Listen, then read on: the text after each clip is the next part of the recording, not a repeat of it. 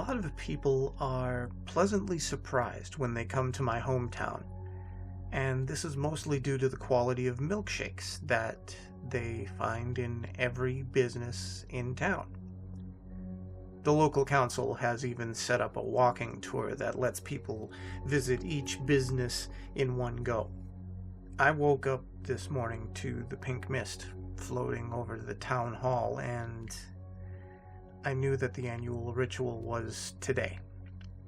I checked my fridge, and I was annoyed with myself as the only milk that I had was, well, it was 2 days out of date.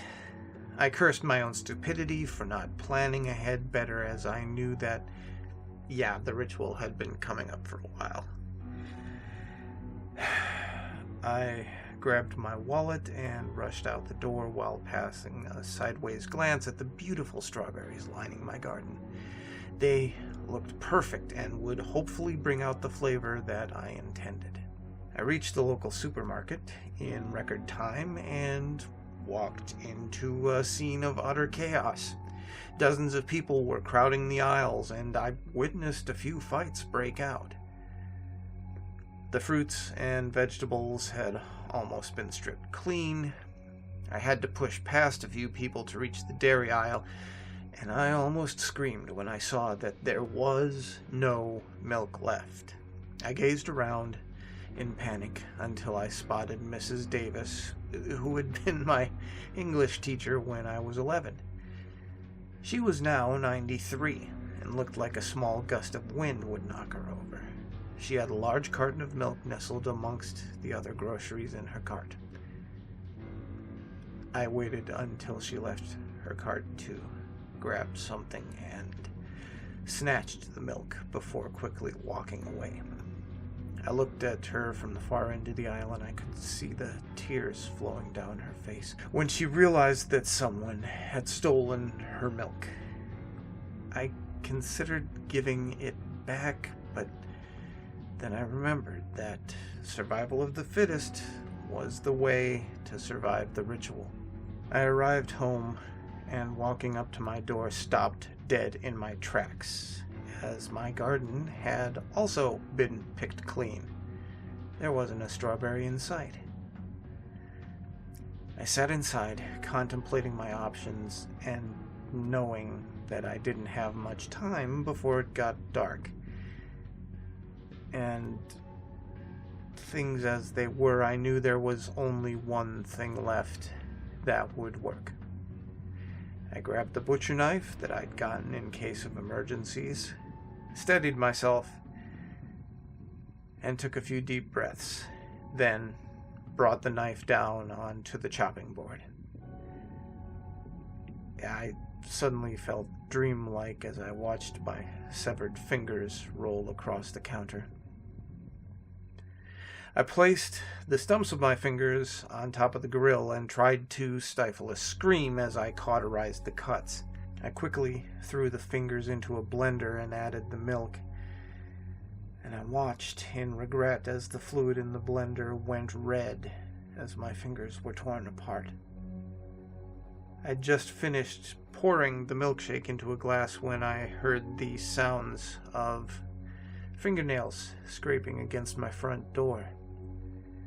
I added a small umbrella and some marshmallows into the shake before making my way to the door.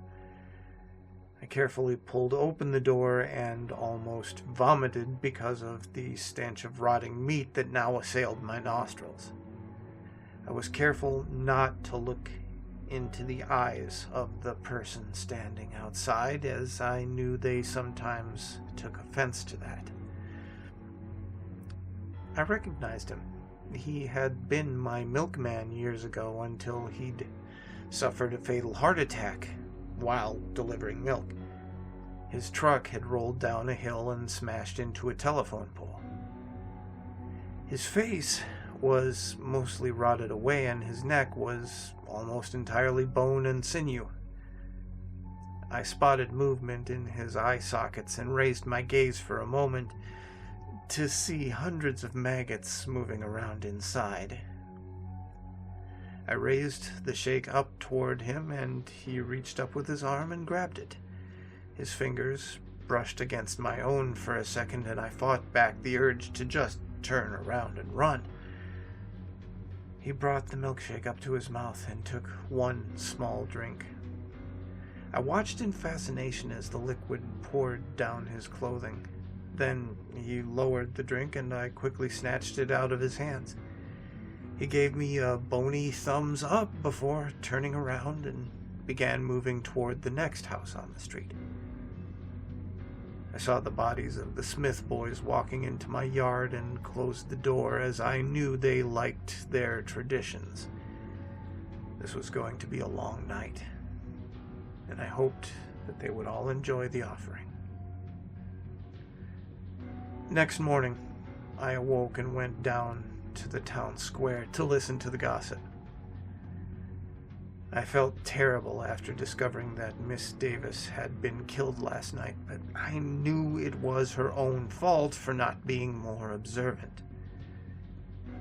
I wondered if she would be coming to my house next year, while staring over at the cemetery, as the townspeople once again covered the graves.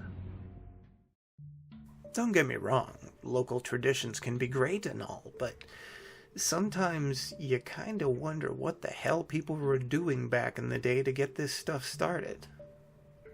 I mean, seriously, what the fuck? Stay scary, wildlings, and make the most of your nights.